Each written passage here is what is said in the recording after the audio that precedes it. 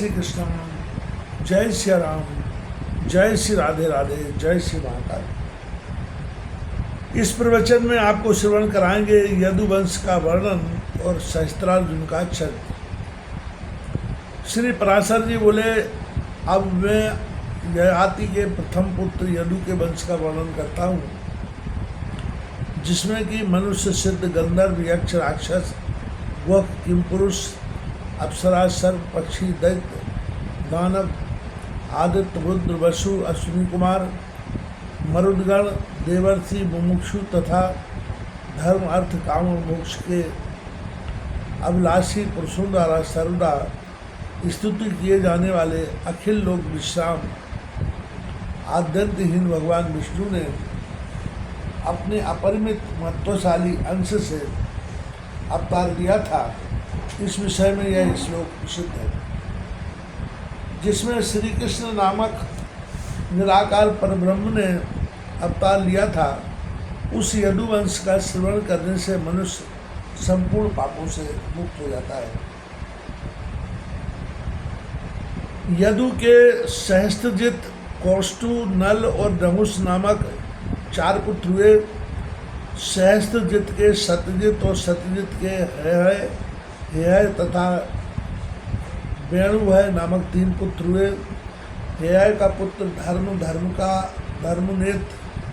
धर्मनेत्र का कुंती का सैजित तथा सैजित का पुत्र महिष्मान हुआ, जिसने माहिष्मती पुरी को बसाया। महिष्मान के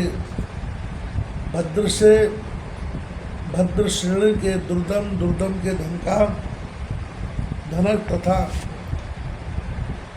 धनक के कृतवीर,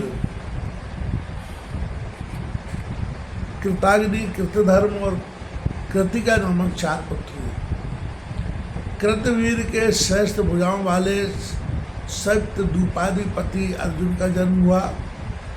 सहस्त्रार्जुन अर्जुन ने अभिकुल में उत्पन्न भगवत दत्त रूप श्री दत्तात्रेय जी की उपासना कर सहस्त्र भुजाएं, अधमाचरण का निवारण, स्वधर्म का सेवन, युद्ध के द्वारा संपूर्ण पृथ्वी मंडल का विजय, धर्मानुसार प्रजा पालन, शत्रुओं से अपराजय तथा त्रिलोक प्रसिद्ध पुरुष से मृत्यु जैसे कई बार मांगे और प्राप्त किए थे। अर्जुन ने संपूर्ण सप्त द्वीपवती पृथ्वी का पालन तथा 10,000 यज्ञों का अनुष्ठान किया था। उसके विषय में यह श्लोक आज तक कहा जाता है। यज्ञ, दान, तप, विनय और विद्या में कार्तवीर सहस्त्रार्जुन की क्षमता कोई भी राजा नहीं कर सकता। उसके राज्य में कोई भी पदार्थ नष्ट नहीं होता था। इस प्रकार उसने बल, पराक्रम, आरोग्य और संपत्ति को सर्वथा सुरक्षित रखते हुए 85,000 वर्ष तक राज्य किया। एक दिन जब वह अतिशय मद्यपान से व्याकुल हुआ नर्मदा नदी में जल क्रीड़ा कर रहा था, उसकी राजधानी महिष्मती पुरी पर दिग्विजय के लिए आए हुए संपूर्ण देव, दानव, गंधर्व और राजाओं के विजय मन से उन्मत्त रावण ने आक्रमण किया।